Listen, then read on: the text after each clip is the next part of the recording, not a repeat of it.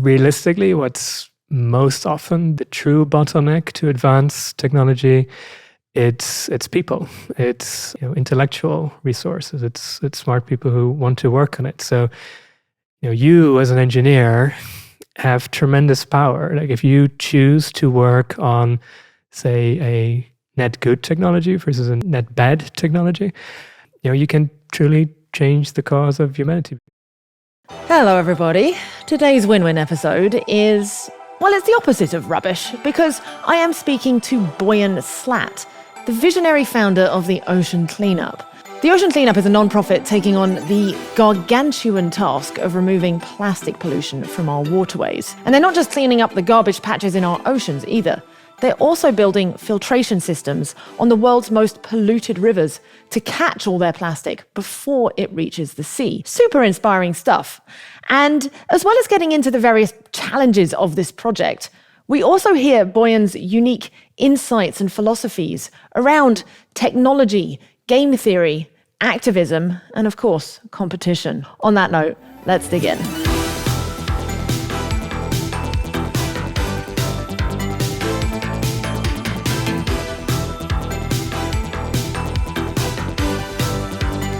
Boyan, thank you so much for joining me. I first came across your work, I want to say 2014. Wow. Because I remember just being like so down about pollution. Litter has always been one of my pet peeves. And I remember like looking into it, like who's doing something about this, and coming across your project, and I was just like, this is such a brilliant idea. And then I looked at how old you were. And I think you were about 18 at the time, 16? Yeah, 18-ish. Yeah, and I was just like, who is this guy that is at this age already thinking about this and is just dedicating their life to cleaning up the plastic in our oceans? So talk me through how the Ocean Cleanup came to you as an idea. So I think I've always been very sort of passionate about making things, building things since I was sort of very young. I think it's definitely a bit of an engineering gene, I suppose. So, when I was 2, I was already, I had the desire to build my own chair because I thought that would be way cooler than, the chair my parents would buy in a store. So, what did you make it out of? Like wood and nails, just very basic. In my memory, it wasn't a very good-looking chair, but at least it was functional. I could sit on it. It was like small, like. And sorry, you were 2? Yeah. And how were you using a hammer and nails? Like right, what? Yeah. For real? Yes. That's insane. I mean, I guess my mum kind of trusted me. Wow. I think, yeah, definitely very thankful for her not being sort of a helicopter parent. I would always just, play, like I think around 2 as well. I would just be alone in the streets, a couple of blocks away from the house. And that's my mom was kind of comfortable with that. But so that was kind of the first thing. Then I really got into computers and building those kind of things, building my own video games and things like that. And then I had an explosive phase where I was into chemistry and I think out of all my phases, that's the one my mum probably disliked most because there was at some point in time I was making a smoke bomb, and then I bought some fertilizer and I was distilling ammonium nitrate on the stove in the kitchen. And I kind of forgot that I put the thing on the stove, and I went outside to do something else. And then half an hour later, I just saw smoke coming out of all the windows of the house. And it's like, oh, sorry. So that was probably the closest I've And how old were you then? I think about 8, 9 years old. So when I was around 10, 11, I really got into a thing called water rockets. So essentially, it's like a plastic bottle, right? Right. Yeah. You use water pressure. In it, blow it up, and then it would shoot in the sky. And I thought, okay, how far can I take this? So I thought, okay, let's. I would love to try and get into the Guinness Book of Records with this. So I devised a plan to launch more than 200 of them at the same time. And I suppose that was my first real sort of project experience because I had to find sponsors to give me all the equipment and compressors, and I had to do a partnership with the university in my town so that they would lend me their sports field so I can do the thing. I had to recruit 200 students to launch each of these rockets, and we managed to do that, and 213 we launched and got into the Guinness Book of Records. Do you still have that record? No, bloody Coca-Cola broke it with some employee event. Yeah. That's even worse. So it's like a corporate. Right, yeah. That shouldn't count. Take it away from some kid. Some kid. And even more perversely, I imagine a lot of the stuff you clean up is made by Coca-Cola in the first place that you're fishing out the oceans. Yeah. And then, of course, the question, how did I get from putting water in bottles to taking bottles out of water? You see, beautiful. Yeah, and that was kind of a chance encounter. I suppose I was always thinking about, I always had sort of a desire to solve a real problem. I always like thinking about problems, but it wasn't very useful. So, and then, I was on a family vacation in Greece, and I decided I wanted to learn how to do scuba diving. So I got my license, and I remember, my very first dive, I went underwater, and I was hoping to see all these beautiful things like you see in the these famous nature documentaries and the BBC, etc. And I went down and looked around me, and I just saw this garbage dump of plastic bags, actually more plastic bags than fish. And I was just quite disappointed by that. And of course, having this sort of engineering way of thinking, I quickly asked myself, okay, how do we solve this, right? So how can we clean this up? And I just felt like an interesting question. And when I have an interest and an obsession, I'm like literally obsessed by it, so I can't really think about anything else. So then, for weeks and weeks, I just couldn't sleep. I was just thinking about, okay, how could we do this? And then I had to do a high school science project. It was in the final year of high school, and I decided to study this topic, and I got a good grade. And then I went to study aerospace engineering.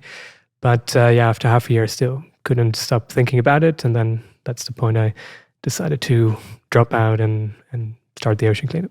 I think one of the coolest statistics I've heard that your research in part uncovered, right, is that, there are, I don't know how many hundreds of thousands, probably millions of rivers on Earth. I guess it depends how you define a river. It's kind of this fractal, right? So you can get to very small ones. But, in the scope of our study, we studied 100,000 rivers, and off of that, we found that 1% of those rivers do about 80% of global emissions.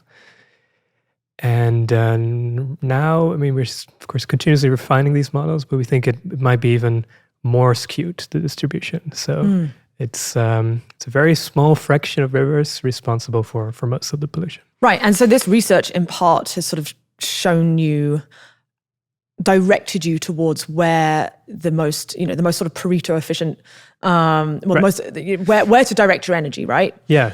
Because maybe you could explain to people sort of what the two methods of cleaning up plastic that you guys are going about. So this two-pronged strategy, and on one hand, we work to clean up the legacy pollution that's already in the ocean. So for 60 years, we've been putting stuff in, and some of that has made its way to the open ocean, where you have these circular currents called gyres. And once the plastic is in there, it doesn't go away by itself. So even if we were to turn off the tap, even if no more plastic would enter the ocean, those ocean garbage patches that are in those areas, they would persist. So we want to get the ocean back to its original clean state. So we have to deal with that legacy pollution, but at the same time, there's still a lot of plastic flowing into the ocean today. And that means we also have to stop the source, which is that we put what we call interceptors, which are devices that we put in the mouth of these rivers to intercept the plastic before it can even reach the ocean. And as we speak, we have a first system in the infamous Great Pacific Garbage Patch, cleaning up the legacy pollution. So we're now cleaning up an area the size of a football field every 5 seconds. And at the same time, we are currently in 12 of the most polluting rivers around the world, soon to be 20. And the first 20, they will basically be the foundation to then scale up to ultimately get to all 1,000, because the 1% of rivers equates to roughly 1,000 rivers.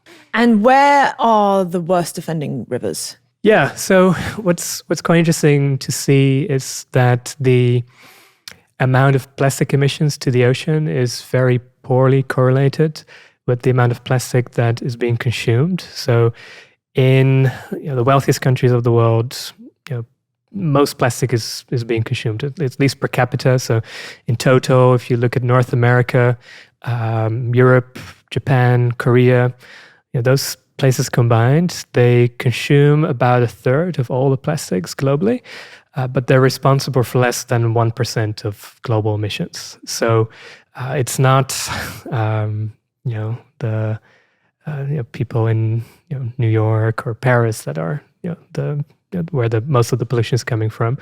Where most of the pollution is coming from is more from lower to middle income countries, where people are starting to have enough wealth to consume goods wrapped in plastic, but where there is no good waste infrastructure yet to take care of the waste.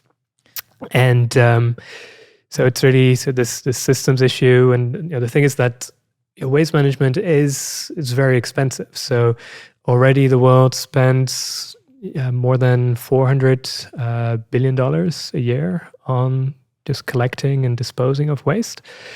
And that is, you need sort of multitude of that to get the same level of waste collection that we have here to the other 7 billion people in the world, right? So I think it's a matter of time. I think ultimately, once those countries get richer, they will start to have more and more resources to invest in waste management. But unfortunately, there is this in-between phase where, you do see a lot of leakage. So places like so most of the leakage we see coming from Latin America, West Africa, and Southeast Asia.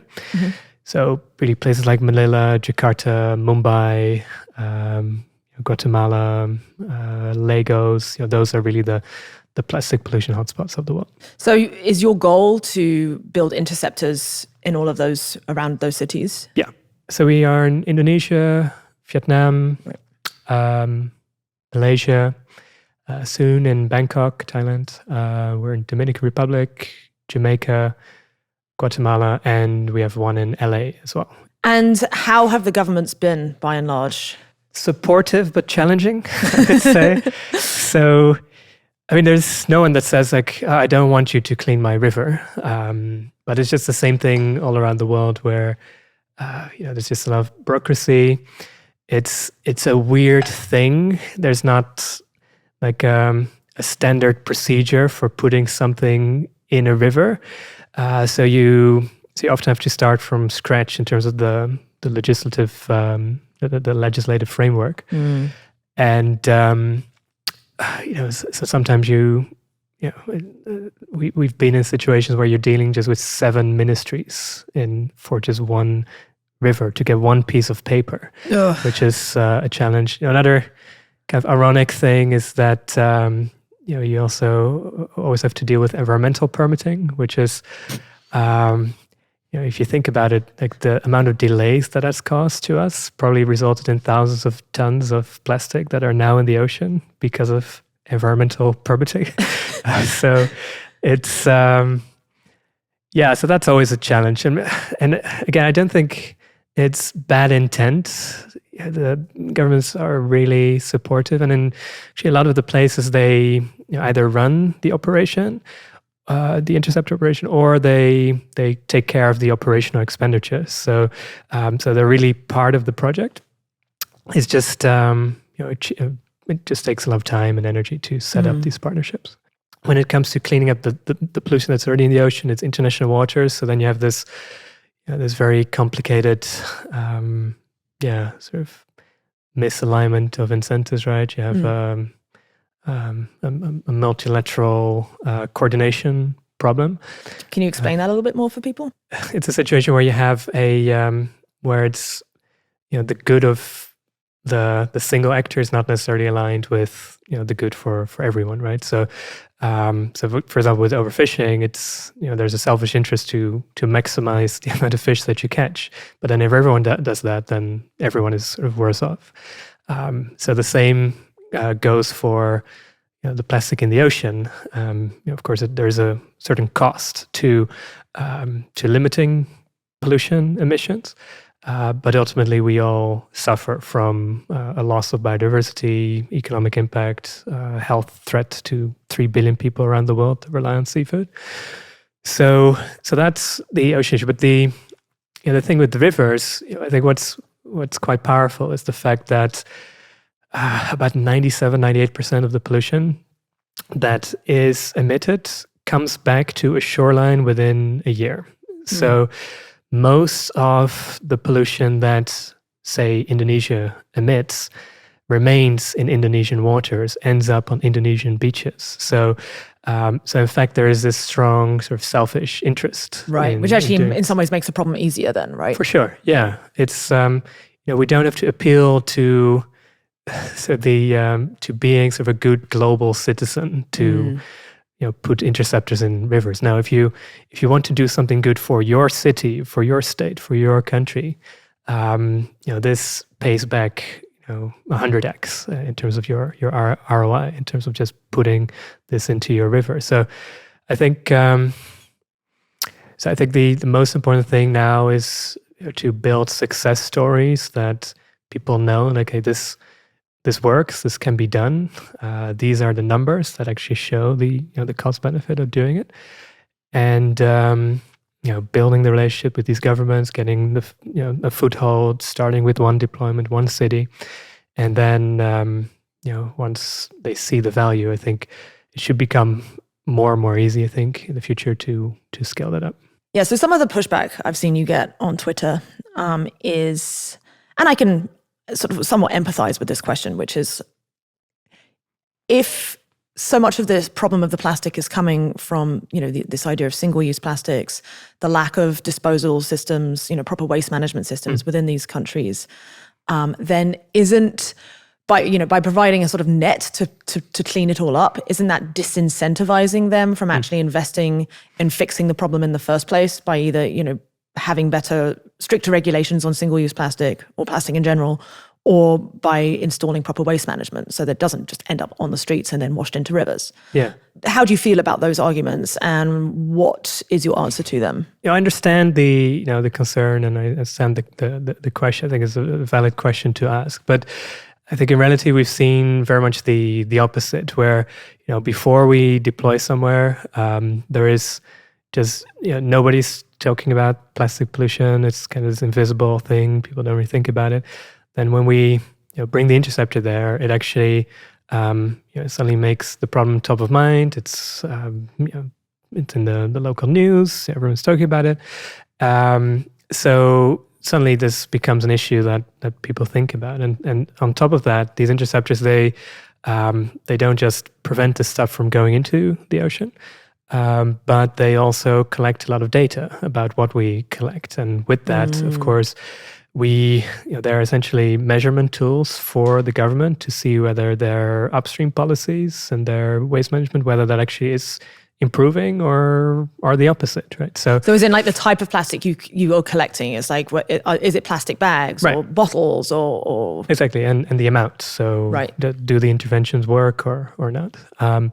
So I think rather than these things being in conflict, I think they actually complemented each other. And that's actually what we see, for example, in the Dominican Republic, where because we brought the interceptor there, the United Nations Development Program was able to start a initiative to bring waste management to the poorer communities that live alongside the river, that now are getting their waste collected, where previously they would throw it in the river. So and that's so actually we can see a reduction in the amount of plastic that the interceptors collect, rather than an increase. That's amazing. That's actually, so it's really counterintuitive. It's almost like showing people, they were so used to just like, they thought there was no other option. Right. It's just like, I have plastic, I'm done with this, on the ground it goes. Exactly. And showing, no, actually, this is what happens, this is where it all goes. And probably that visual of seeing it all backing up against the interceptor in the river, maybe that's shocking to people. And it's like,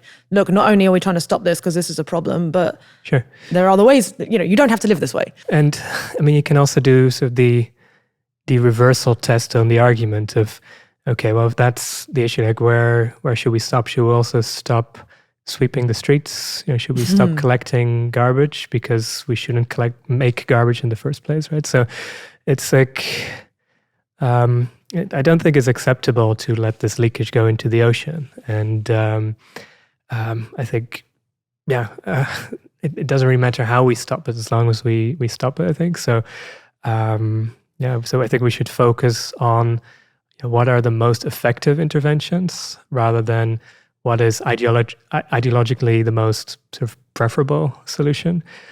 I think there's kind of almost this dogmatic belief in a lot of environmentalism that addressing the root cause is the only thing we should do. And actually not just environmentalism. I think it's with many issues. I mean, you see it today as well with the weight loss drug situation. Right, Ozempic. Right, which I think if it works as well as people are saying it is, I think it's an amazing thing that people have now a way to reduce their weight and reduce the negative health outcomes of obesity. But it's been quite amazing to see, especially from outlets like The Guardian, in terms of being very aggressive about dismissing it, because it kind of goes against this sort of ideal picture of, no, we should address the root cause of, we should educate people to eat less, or we need to put taxes on sugar and things like that. But of course, those things have been tried for decades to very clearly little not effect. working. No. Yeah. So I think ultimately, okay, I understand that ideally you don't want people to be reliant on drugs, etc. But if it works, I think it's still a good thing. And ultimately, I think it's about the how good is a certain intervention in mitigating the negative, the real problem, rather than in what step of the certain cascade of actions does it fall. Like, usually there's not one root cause, right? So it's kind of a combination of different factors working together. And then, if you just keep going back in terms of, okay, what causes this and then what causes that? I mean, ultimately you end up with the Big Bang and right. Or you get to that. It's one of my favorite memes is the fish crawling out of the sea for the first time on the land. How do we stop that? And it's interesting to understand this mindset that, as you say, you sort of call it dogmatic, that sometimes seems to, it's almost self-defeating. That I wonder if it comes from almost a form of Puritanism, right? Because what you're advocating for is basically yes, I know in an ideal world we wouldn't be using single-use plastics, or we wouldn't be using so much of this, and people would be more conscious of what they do with it and take more personal responsibility. But in reality, that is just not going to happen. And so we need a pragmatic approach that actually just solves the problem in the long run. So it's almost it almost comes down to personal philosophy of deontology versus consequentialism, which is interesting. Yeah. Would you describe yourself as a sort of consequentialist? Yeah. We should probably define that. Would you like to? Sure. Go. Oh God. So I'm not a proper by any means a moral philosopher, but it seems like there's these three schools of ethics, which are schools of thought of ethics, which are deontology, which is basically there are rules, it's almost pre-existing in the fabric of the universe of morality and axioms. Axioms, exactly. You lying is bad, and if you break these rules, you are doing an immoral act. So that's deontology, and then there's consequentialism, which more is a focus on the outcome of an action. So it's not so much what the action is, but what are the consequences of that action? And, are those consequences negative or positive? And so we evaluate the action based on those. And then there's virtue ethics, which I can never remember. So let's not worry about that. But do you know can you define virtue ethics? It's sort of to be a good person, right? So it's kind of like... so again, it's kind of like these, it's like almost like a hybrid between the two. Yeah, it's like, I think it's very much from like the individual, right? So like, it's more about intent, I suppose. I see, right. But so deontology is following these pre-existing rules. Virtue ethics would be like, what was your intent in the first place? Yeah. Was it coming from a place of virtue? Right. And then consequentialism is like, what are the consequences of the actions that you did?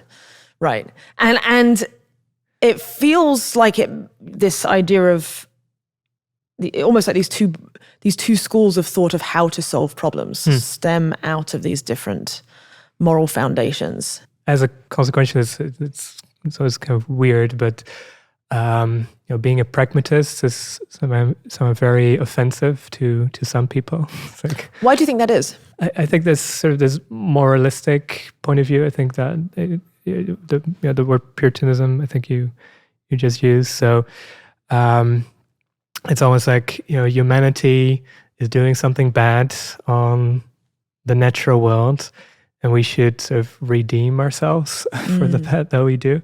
You get into being criticized like, you take away with what you do. Indeed, you take away personal responsibility from people. And it's like, who cares? Like, as long as we solve the problem, why does it matter? That to be fair, you could make a consequential argument that it's like if you remove the need for personal responsibility from people, that skill will then atrophy amongst the population. So that if you then come into a new situation where actually personal responsibility really matters, now you've got a group, like you've just got a population who are incapable of doing that. So but that's kind of putting it into a consequentialist lens again, though, right? Sure. Yeah. I have to say, I like oscillate between, there's definitely situations where consequentialism is superior, and then when sort of more like a rules-based moral philosophy is superior. And I think where consequentialism sort of breaks down is when you can't accurately measure the consequences, right? That's when we have to defer to something like deontology, because if you can't measure the impact, you don't have a good idea of how, to sort of essentially quantify it, or you're at risk of having bias in your quantification, then your calculus is all screwed up. Sure. I guess you can still have a sort of a rational, sort of a Bayesian approach to that, right? So you can still think about, you can think in terms of probabilities, and you can think, this is probably a good thing, but you still think in terms of outcomes rather than I just fundamentally think this is a good thing to do. Another example where you can really see this deontology versus consequentialism debate is in terms of, are you allowed to do harm for the greater good? And, of course, you have to make decisions like this all the time. And even doctors who sign the, or take the Hippocratic oath of, you shall do no harm. They do harm. They put knives into people, right? But ultimately they do that to remove a greater harm, a tumor, whatever. So again, I think what we do as a society there is we take the consequentialist approach, because if you're not allowed to do harm, we wouldn't have any doctors, right? So, and same goes with what we do in the ocean cleanup is, we have, of course, we do our utmost best to minimize any negative side effects. Our bycatch is extremely low, so because we move very slowly through the ocean, we have a bunch of bycatch. Can you define that? So anything that we don't want to catch, essentially. So I see, like sea fish life, or something. Fish, yeah. So we consistently get roughly below 0.1% of the weight. So just to put into context, like fisheries has usually between 10 and 20%. Arguably 100% because that's what they're trying to do. They're sweeping the oceans of life. Yeah, right. But so it's very safe, but still, it's not zero, right? And sometimes there is as a biologist that stands up like, hey, you're killing this, this little organism, so we should be worried about that. And of course, I don't want to say like, hey, that's not important. Of course it's important, but I think what's important is to take the total picture and really look at the costs and the benefits as a whole. Right. How many animals will die if you leave that plastic there? Yeah, exactly. And I think that goes down to, I think, a lot of issues with environmentalism. It's this this sort of one-sided approach. We just talked about the environmental regulations, which can do harm. I mean, you have this thing called the precautionary principle, which is often used against things like GMOs or nuclear energy. Like, hey, we don't know everything yet, so we should not do anything until we know for sure that it's safe. And besides the fact that it's very hard to know anything for sure, so you can use it until infinity to stop stuff. It's also not the right way to look at it, I think, because delaying things can do harm if the status quo is a suboptimal, harmful situation, right? So plastic in the ocean kills untold amount of sea life every day. Every day that we delay that is a net harm for the ocean. So I think that's definitely sort of part of the I think more the sort of ideological or philosophical foundation of some of the criticism that we receive. Yeah, it must be very frustrating. I've certainly gotten frustrated on your behalf, sometimes looking at your Twitter replies, and I'm just, because to me, what you're doing is such an obvious win-win. You're providing an infrastructure, a technological solution to a very large problem. And, presumably you could be doing something, you've clearly got a very powerful brain on your shoulders. You could be running a big VC fund or making yourself, you could be doing a self-enrichment thing and probably be at least a centimillionaire by now, but you're choosing to do this very philanthropic thing that benefits everybody and is actually taking care of the commons. So it's it's definitely something that is like sticking. I always use this term Moloch, right, which describes this game theoretic dilemma of if I don't want to do this tactic of using cheap plastic, but if I don't do it, all my competitors are going to anyway, and I'll get out competed. So I might as well do it too. That's a lose-lose situation on net, and that's what Moloch is the sort of god of, and you have found a win-win solution to try and fix that. Thank you. Yeah. How do you deal with unfair criticism when that comes along? Does it bother you?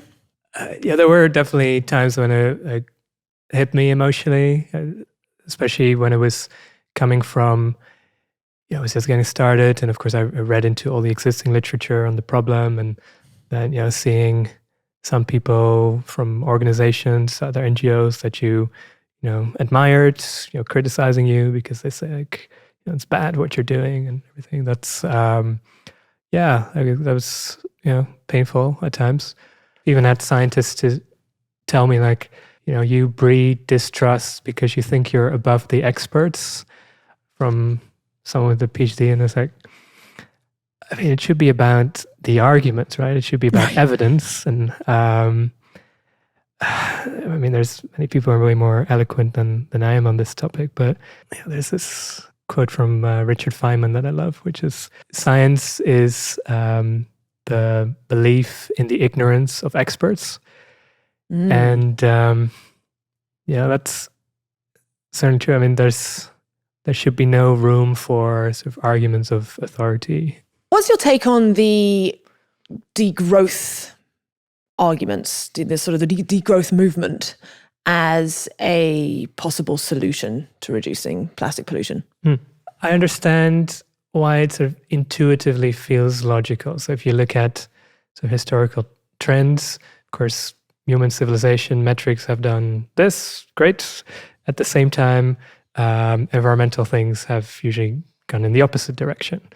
Not exclusively, but it tends to be overall that direction. So from that, you could kind of infer that, well, perhaps there's just some fundamental incompatibility between our highly technological civilization and the natural world. And then it's only sort of one more intuitive step to say, like, okay, maybe to get better biosphere, we should have less of the stuff that's causing it. Less people. Yeah, less. And less of their technology. Yeah, some of them make that pretty explicit, that they want fewer people. Yeah, some of them focus more on the consumption of goods and of energy. But I think there's a few issues with that. So firstly, I don't think people want that. It's very hard to sell that tomorrow will be slightly worse than today. Like, people want the future to be better. And then there are just billions of people that have much worse lives because of a lack of energy and goods, and they want to live like we do here in the West as well. So it's and I think it's not fair to deny them of that possibility. I think they should have every right to live like that. So realistically, the world will be consuming more rather than less going forward.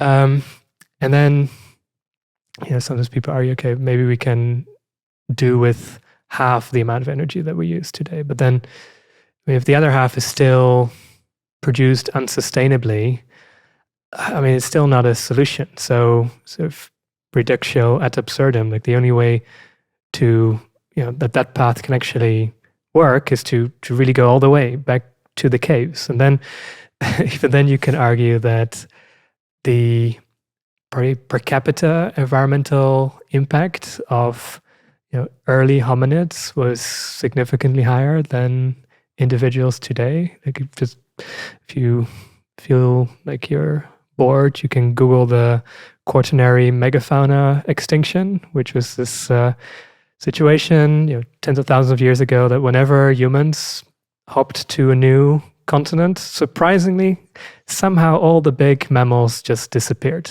quickly.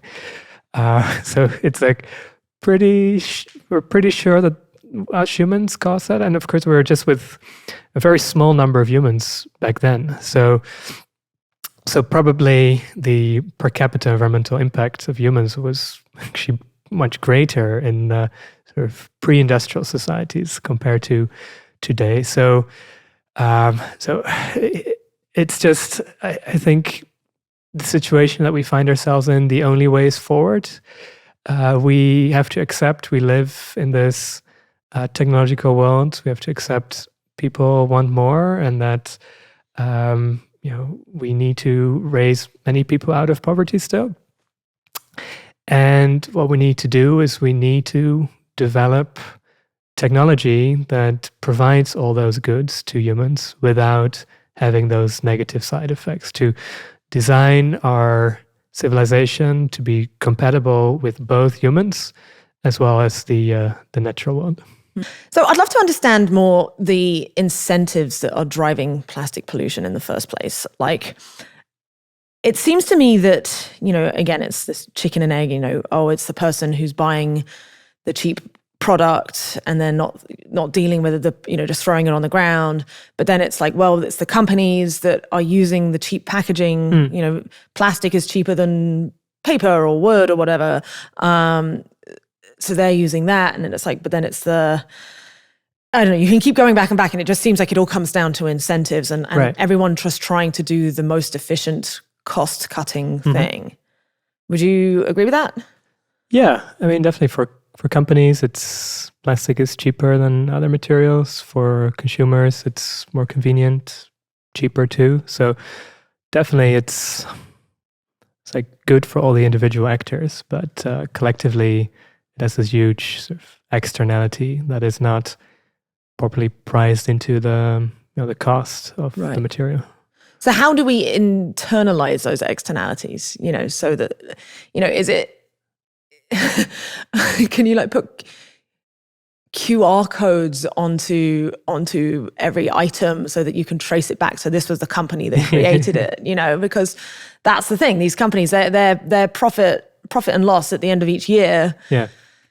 The actual cost of that item is not being fully incorporated into their P&L, right? The cost that it is having on the environment. There should be like some kind of tax, essentially. Yes. So yeah, what role can regulation play? Which regulations do you think are good and ineffective? I guess there are two ways to do this. Either you invent a solution that is sort of cheaper and does not have the externalities.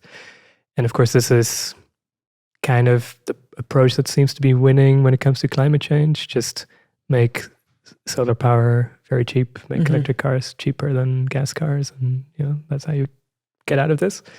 Or you indeed have some regulation that kind of changes makes it more of a level playing field, where it's the external costs are properly incorporated in the price through a tax. And yes, I'm not an expert on taxation and what's the good and bad examples there. But in principle, and of course, people have been thinking about this for a long time about how to do it. But it's definitely a fact that the full price of plastic is not taken into account in the plastic production. Of plastic, it's essentially just way too cheap. And it's quite interesting. What you see is so PET is usually the highest value plastic that you find in the environment, and especially in the lowest level of development countries that we operate in, you find very little PET because that still has enough value for waste pickers to take that out of the river or to take it off the streets. So there you really see it's plastic is essential. If all the plastic would be like that, and if the price would be high enough also in richer countries, then you wouldn't have this pollution issue. It's essentially, it really comes down to plastic being incredibly cheap, and then also it's plastic being falsely cheap. So it sounds like actually like it's a failure of markets. Yeah, it's very cheap to make and to put in the environment, and it's relatively costly to take it out and to recycle. Like, even if you think about the cost of recycled plastic versus producing new plastic, it depends on the oil price. But there are times when just making new plastic is just a lot cheaper than reusing plastics that already exists, and that's just because it's quite a costly process to collect and recycle, while making new stuff very efficient. And that's part of the reason why we don't have an aluminium problem in the world, because it just takes so much energy to turn bauxite, the ore, into aluminium. You'd much rather collect and recycle that than make new aluminium. So that's why, in some countries you see up to, I think, like 98, 99% recycling rates, like in Brazil, I believe, of aluminium, because it retains its value, because it has this embedded energy cost in the material, which you don't have for plastic. Producing plastic is like super cheap. Yeah, so it's almost like a tyranny of efficiency. Yeah, in some way that's what's screwing us up, because it's so energy efficient to make that it'll just keep propagating more and more and more and more until I guess it ties in with this idea of Jevons paradox. Are you familiar with that? Might be. It's this idea of like some new energy efficiency is discovered, some new form of fuel or a new way of making something, and you would think therefore that the amount of energy used to make that thing would decrease on net because it's more efficient. But in actuality, you end up using more because more and more people then want that thing. It's like adding a lane to a motorway or something. Yes, exactly. It's just like, okay, well, more people get cars and it just it encourages more car usage. Sure. And so you end up in the same bottleneck. Anyway, Jevons, Jevens. I actually recommend people go and like read the Wikipedia on it. It's pretty short, but it's a really important principle. Yeah. And I think it is important to point out that plastic also has good sides to it, right? So I think that's something that's often overlooked by a lot of environmentalists as well, is that it also provides a lot of value to the world.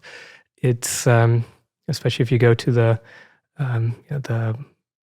lower income parts of the world, people's lives are demonstrably better because they are able to transport water in plastic bottles. Like it's much lighter. Safety of being able to drink bottled water, to build their roofs out of, and things like that. It makes also here, of course, medical applications, making things like cars lighter.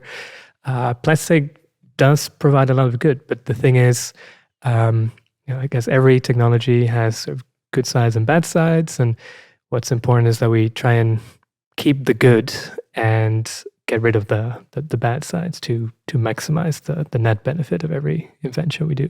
When I asked on Twitter, I'm interviewing Boyan, what should I ask him? The most common question that came up was, did that plastic straw ban actually do anything? I hate plastic straws.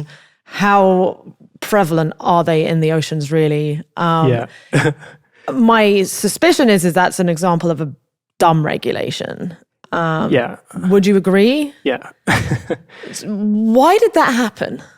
It started with this video, and then it was popularized by a few people, including a well-known actor. And once at an event, I bumped into him, so I talked to him about it and asked him, like, okay, what are your sort of motivations to focus on these straws? And he said a couple of interesting things. Like, first he said, like, I mean, it's not really about the straws per se, but it's like a good conversation starter, and it's something that is like it's a beginning, and then it kind of, we hope it spreads to more and more products, and also it's just a way to give people something to to do. I guess it sounds a bit funny, but it gives them something to feel like they can contribute. Right.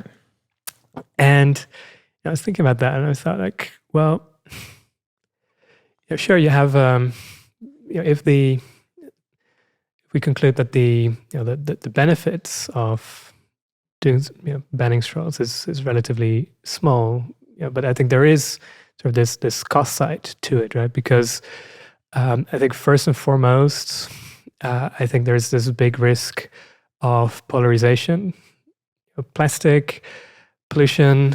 I think the great thing has always been that it was sort of politically neutral. So it's something anyone could get behind, regardless of their political orientation. I've really made a strong conscious effort with the ocean cleanup to keep it that way, and to welcome support from people across the spectrum. And I'm very proud that we have support from people like Mark Benioff, who's, I think, traditionally more on the left side of the political spectrum, to people like Peter Thiel, who's a Donald Trump supporter, and everyone in the middle, right? So we're apolitical. This is something that's for everyone, can be supported by everyone. And then the straw thing came about, and suddenly it entered the realm of the culture wars, right? Where it was just this. Because of course there's some people that are really strong believers in personal liberty, and it feels like something is imposed on them, and some people are like really allergic to that, right? And it became this this another battleground. And I think that's like playing with fire, because as soon as a problem enters the tribal culture war, there's just very hard to can't get it out. Can't get one-way out. street.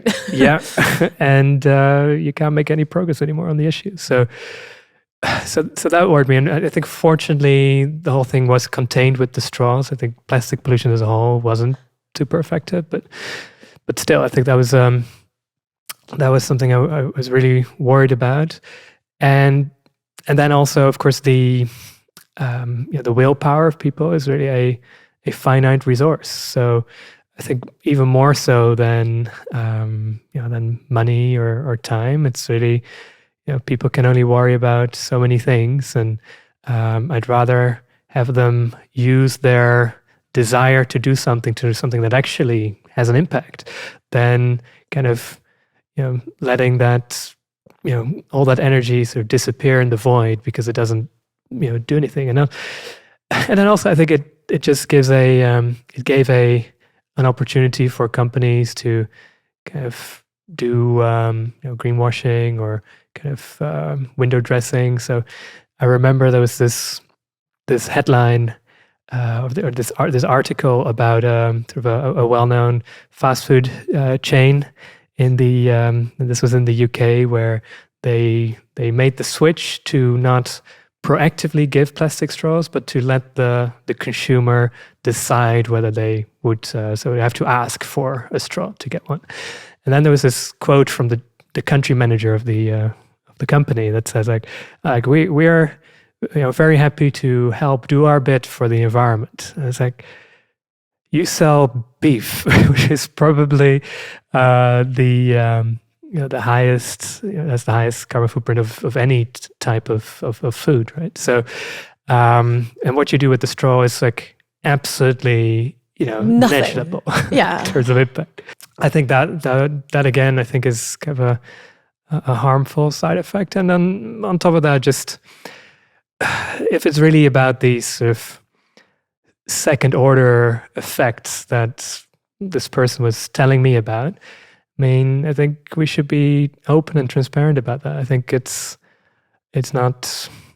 I think it's kind of lying to not do that. Right. It's like it's disrespecting the intelligence of people, because most people can see through this stuff. Yeah. It's what happened so much in COVID, like when they were like, oh no, masks don't work, so please don't buy them. And it was like, that's what they said to the British public, when really the reality was they just were running out of masks. And this was early on in the pandemic, and they needed them for healthcare workers. Just tell people that, because like, no, people aren't stupid. They're like, obviously a mask is going to be better than no mask. It might not be that effective, but it's like, come on, like it's pretty obvious. I think it just as a general heuristic,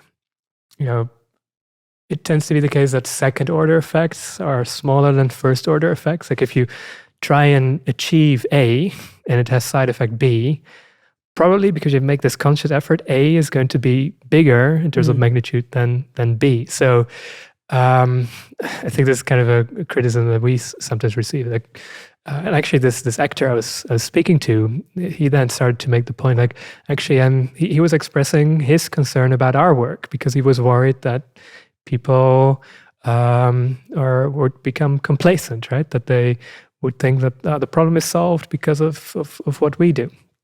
But yeah, then again, you're kind of thinking for someone else, and you're making these assumptions. Well, probably, okay, this might be a second order effect. We actually don't really see that. We see that the work that we do actually inspires more work like this. So we see actually a positive snowball effect. But even if that wouldn't be the case, that second order effect is probably many times smaller than the first order effect of actually just solving the problem. Well, one thing I'm perpetually in a tiz about is like how much, as a sort of, where should my personal efforts be going into? I would say I'm a deep environmentalist at heart. I came from some, as I said, hated litter. I've always tried to use reusable. Every time I buy a plastic of water, something inside of me dies a little bit. Like I'm like, I could just be reusing. Where's my aluminium container to fill up again? But at the same time, I'm aware of the fact that living in the US or Europe, waste management is really good. Landfill is actually very good. Like they're sealed. It's not like stuff is leaching into the environment. Recycling is actually often quite energy expensive. It sometimes gets shipped off to some country, which then just dumps it in the rivers anyway. So what are the sort of trade-offs that someone living in the West, the average person listening to this, should be considering about their own personal usage? Yeah, I find this one of the hardest questions to answer, honestly, because there is, sure, you can change things in your individual life, but in terms of how big the impact actually is compared to, say, supporting an organization that is operating in the countries where most pollution comes from, I think there's just so many orders of magnitude difference there that that's probably the right thing to do. And and this, it's not just a shameless plug for the ocean cleanup. There are other organizations you can donate to, but there's an organization called Sungai Watch that does barriers on Bali, and there's another organization called Maria Verde that does these things in Panama. Do you collaborate with any of those? We're not yet operational in those places, but if we scale to those places, we definitely are planning to work with, we always try to work with local organizations for sure. So yeah, because I mean the fact is just the chance that your plastic ends up in the environment, as long as you don't litter, it's just very tiny in a country like the US or Europe. I think from a resource point of view, I think it's still a good thing to avoid single-use plastics, to reuse. So there is, when you look at the energy balance, just reusing the same thing is a good thing. But I suppose to complicate things even more, producing plastic is relatively energy efficient. So, for example, a reusable tote bag from cotton, I think you would have to reuse, I forgot the number, but I think it's the order of hundreds or thousands of times before it actually outweighs the energy cost of one plastic bag. Yeah, or just 100 or 1,000 plastic bags, actually. Oh. So to just keep reusing or to not reuse. I see, yeah, the other way around, yeah. I think on that it would probably be good to not avoid plastic, but to not keep throwing it out. That's probably the best thing to do. And then, but that's from an energy and a resource point of view. And then when it comes to the plastic pollution in the environment, I think as long as you don't litter, it's just very it's a very low chance that your plastic ends up in the environment. Probably the biggest ocean plastic footprint you would have is if you were to spend a vacation in Indonesia or something, just because just that 1 week in that sort of system with that waste management infrastructure. The bottled water you drink and so on. Yeah. Just assume that you need to bring those bottles home with you. Basically, squish them into your luggage. Yeah, I mean, I must admit, I actually don't do that, but ironically, that's probably, if you think really about the individual level, that's and even like the fuel cost of flying it home, because it's pretty light. As long as you squish it, it doesn't take up lots of bag space. Yeah. Maybe. It's kind of insane though. So that is nuts. Yeah. So if you really focus on, say, what we can do here in the West, I think one would be stop shipping garbage that we make here to lower income countries. We're still doing that? Some of it, yeah. Because, and I think it's also a bit more complicated than some people make it seem, because it's actually kind of an economic transaction. There's a lot of recycling infrastructure in these countries. So they buy the plastic. You have very cheap transport usually to these countries, because you have the containers with the newly manufactured goods coming to us, and then you have empty containers. And you just stuff them with the... Right. So you just fill them with garbage and bring that to countries like Malaysia. But those industries, they tend to be quite shady. So you don't know exactly what happens to them. Sometimes it does end up in the environment, right? So I think that would be definitely something that would be good to stop. And then just using development money from the West in these countries. I think it's relatively, at least when you think about interception. I mean, I think it will be about $1.5 million per river to do this. So for about $1.5 billion initial investment, we can just close the tap. And then, of course, it's not the ultimate solution. I think ultimately we do need to upgrade the waste management infrastructure. But at least to buy the world time to stop that stuff from going into the ocean. That's, I think, a very cost-effective intervention. So would you say that funding is your main constraint? Right now, it's about having the organizational capabilities to do it and the technology still. So I think when it comes to cleaning up the legacy pollution, we're doing it, we know we can do it, but we feel it's not yet responsible to scale to many cleanup systems, because we first want to squeeze out all the performance we can from one cleanup system before scaling it up. Because once you add systems, you add boats, those are expensive, so then your cost really goes up. So first, we essentially have to have the discipline to be small first in order to scale effectively later. So next 9 months, it's all about maximizing the performance. We need to get, I think right now we're at about I think the record we have is about 150 kilos per hour that the system collects. We need to get that above 300 to be nominal and to really feel like, hey, we feel like we're ready to now scale up.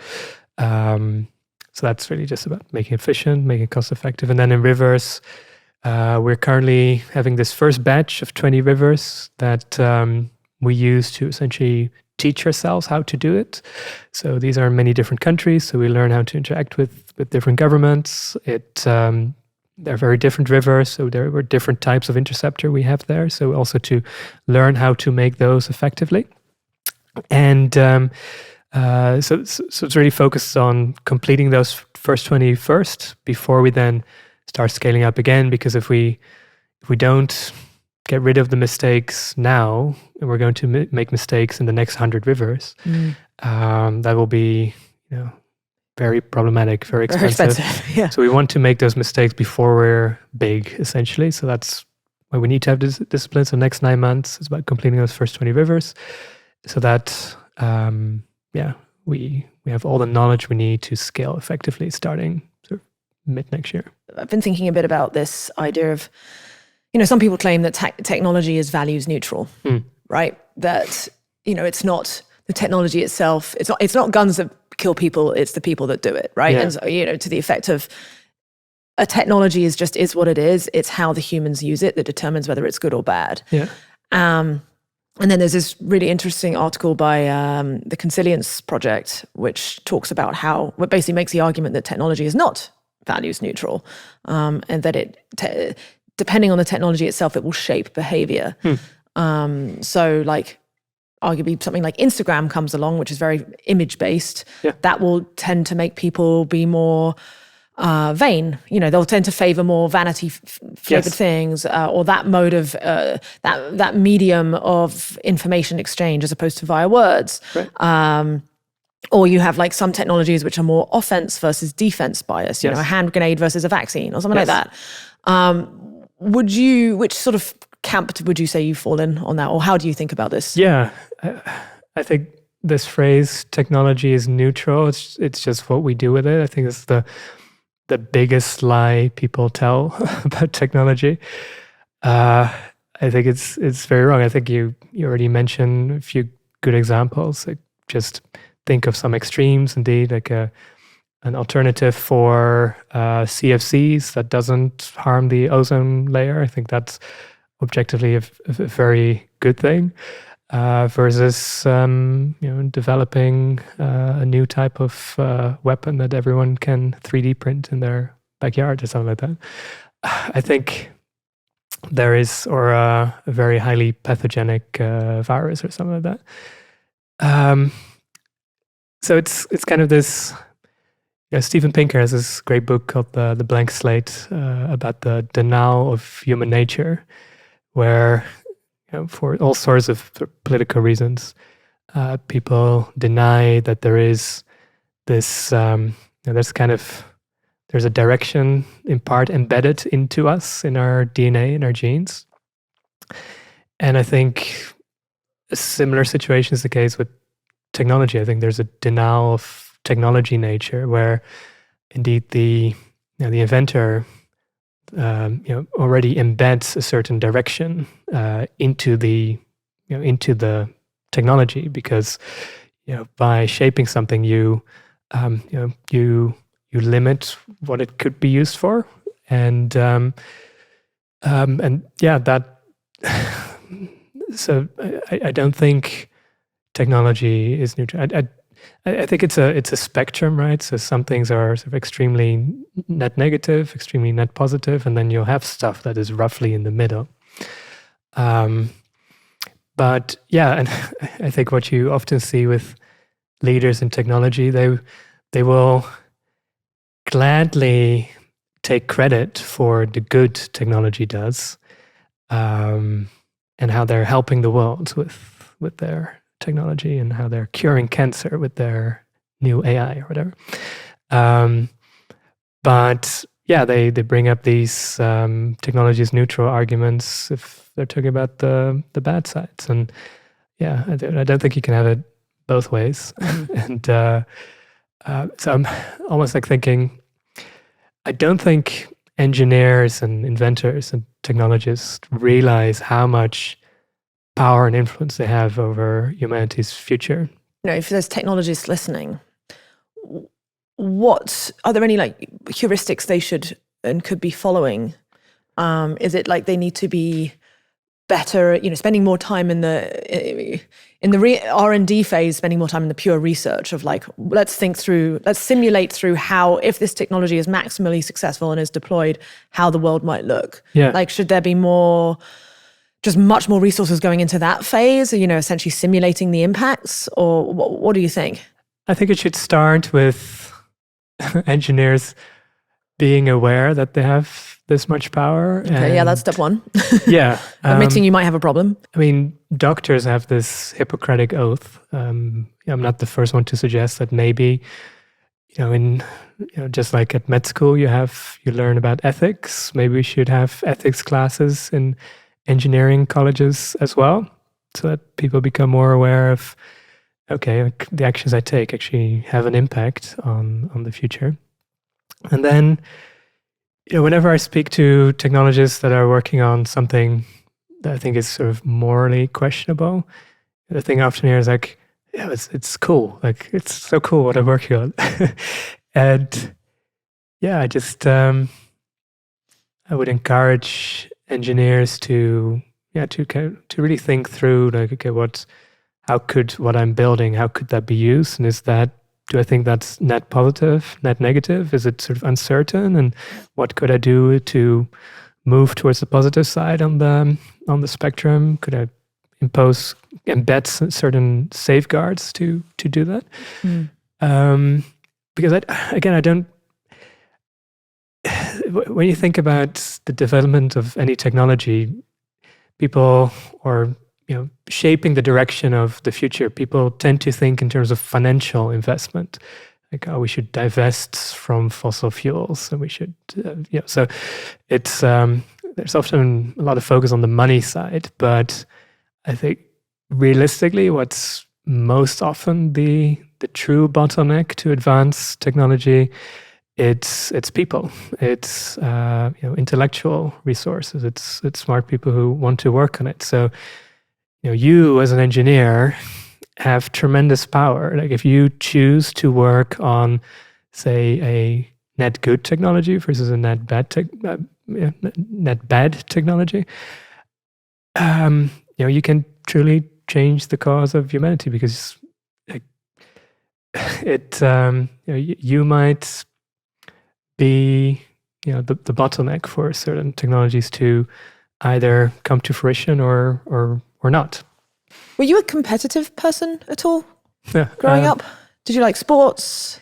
No. Winning games? No, I did dip my toe, I think, in that sort of realm. And, I think at some point in time, I did try to be sort of the best in my class, but there's always this one guy that had higher grades, and we were friends, so I didn't feel very bad about that. But it just, and I was sort of very sort of stereotypical Dutch, but I was an ice skater, so it's and I was just doing this for fun. And then one time there was this competition, and I fell down, and I was second to last, and while I was actually a pretty good ice skater, so now I just felt like, oh, this doesn't really make me feel happy. And then there was this whole other realm, which were all these hobby projects of mine, where there was nobody else doing those things. It was just me asking myself, okay, how far can I take this? And I guess I was insanely competitive, in the sense that I was competitive with myself, of never being satisfied with what I'm doing. Like, even today, I don't feel I'm particularly successful, and but I do have a belief that I can be successful in the future. But that's more like a competition with yourself, and I guess where competition is wrong there, because it's more, I guess you call it more ambition.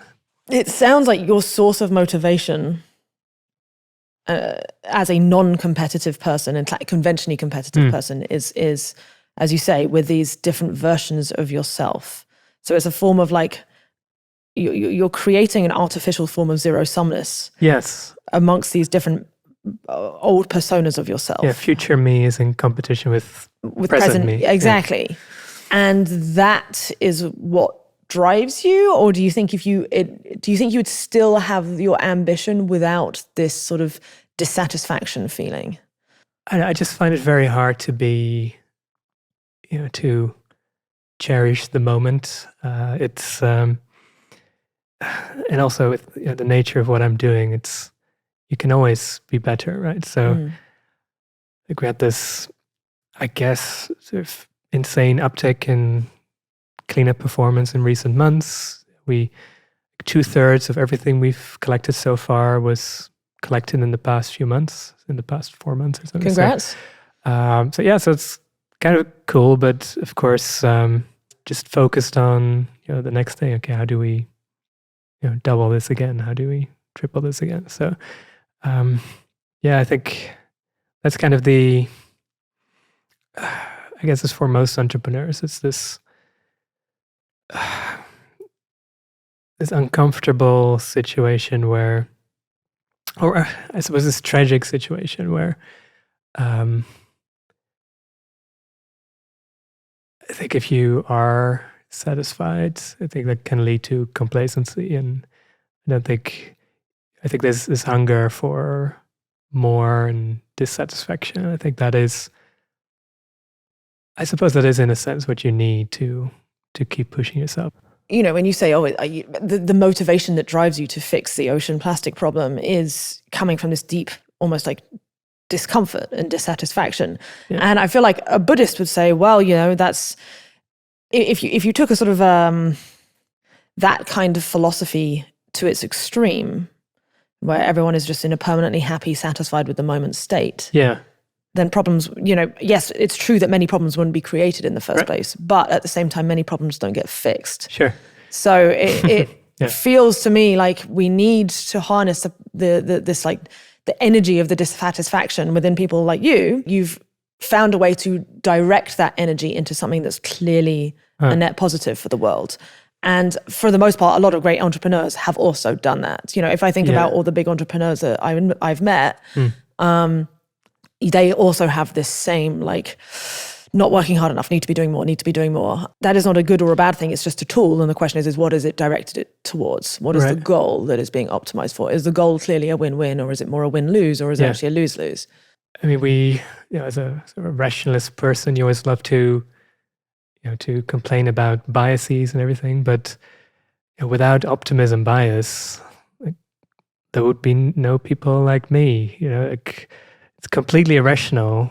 Like starting, age 16, thinking you can clean the ocean. It's like, what's the probability of that? It's like, check your priors. But still, it's. I guess it's important to be irrational at times. What advice would you give to anyone who's watching and is inspired by this, who now wants to go out and find their own, figure out what best problem they should be working on? One thing that people probably don't think about enough is that you need solutions that people want. So I think, especially in environmentalism, I see a lot of people with the mindset of this is the solution I'm pushing, but like tragically nobody wants this solution. If only people were different, if only more people would be like me. And it's, so you need to have solutions that are, in sort of a Venn diagram, that A, are effective in solving the problem, and B, are things that actually are compatible with the way humanity works and how the system works.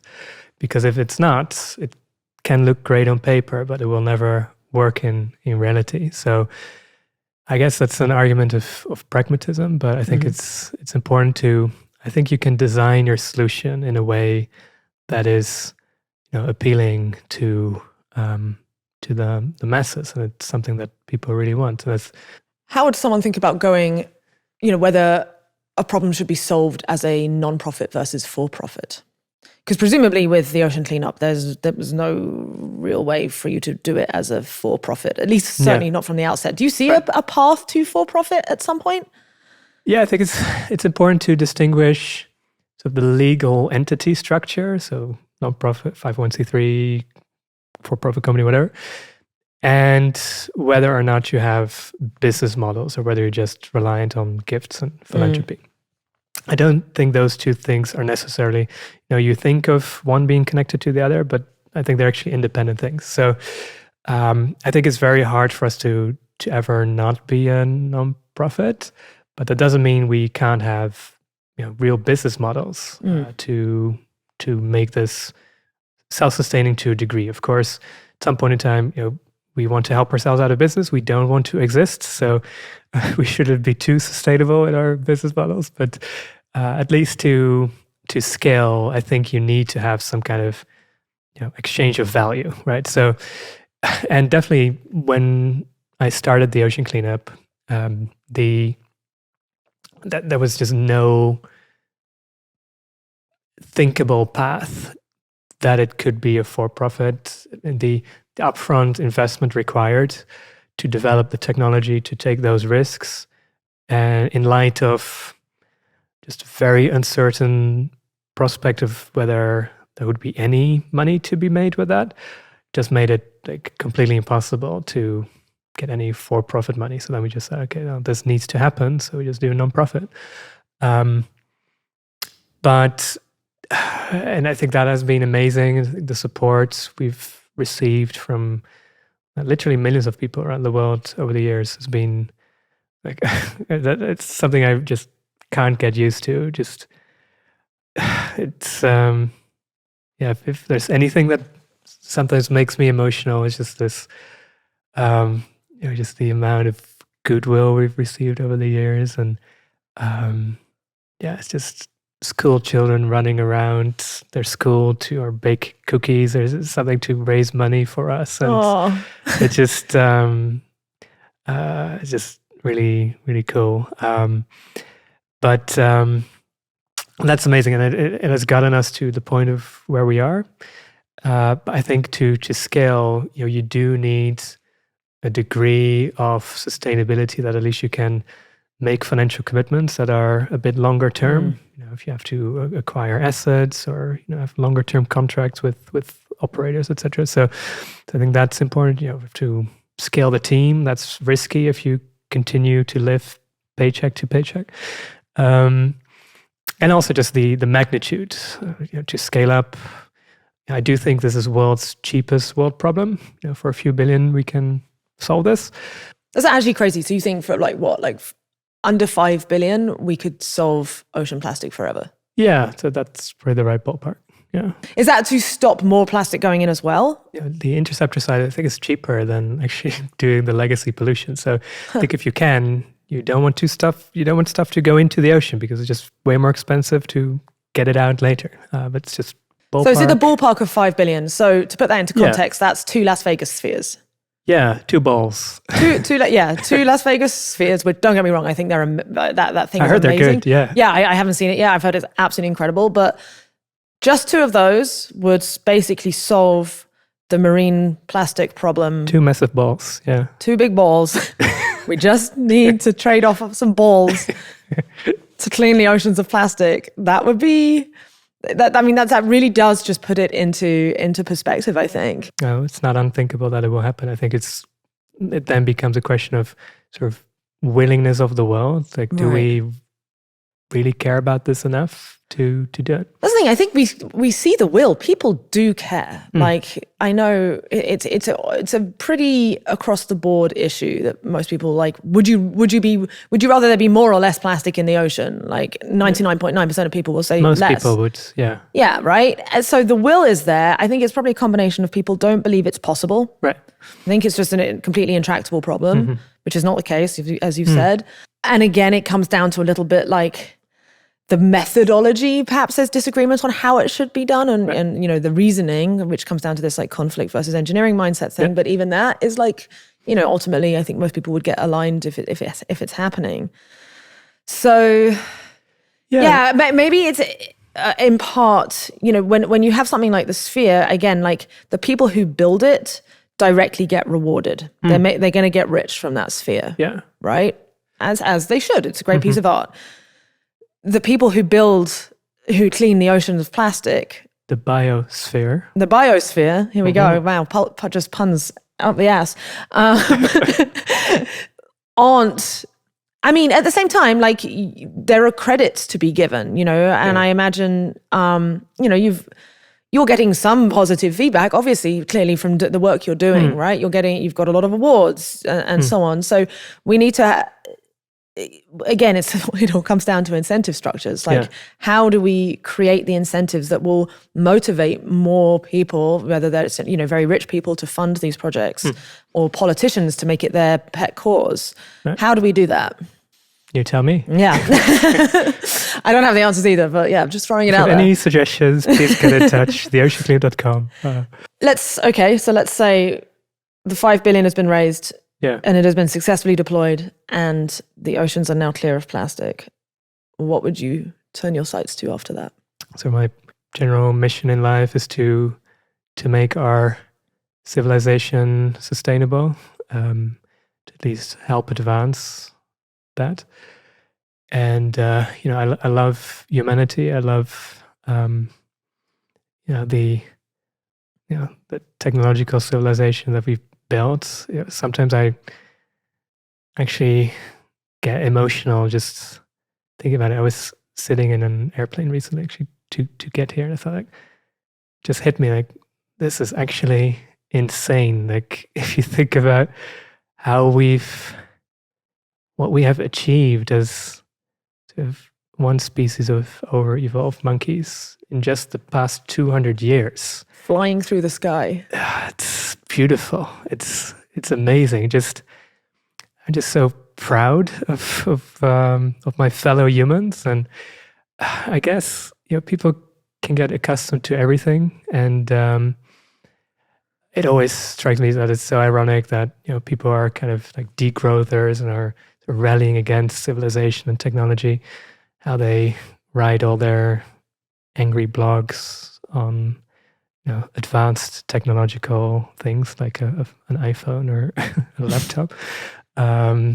So yeah, you get very quickly, you get used to this, but the fact that we're inside now and enjoying this comfortable temperature while it's freezing outside, it's not normal. Like if you look at the course of humanity, it's still mind-blowing to me. And I think that's something that I think I want to make sure we can preserve. I want to make sure that all humans can, you know, reap the fruits of that, and that we can actually take that much further, because I don't think this is necessarily the best state we can achieve. I think humanity can advance a lot more, but at the same time, I think we are, it's a fragile civilization, and I think it would be such a tragedy if that potential is lost. You know, the sort of infantile relationship we have with our, you know, the biosphere. I think that is a critical one to solve. And there are, of course, other sort of risks and side effects coming from our technology as well that I think we need to get under control to safeguard human potential. So I hope I will live long enough to have the pleasure of working on more problems in the future. But I do really need to have the discipline to work on one at a time, at least for now, because I think, you know, I can't do the next thing if I don't have the credibility of having solved at least one problem. So because of course that will require probably way more resources still.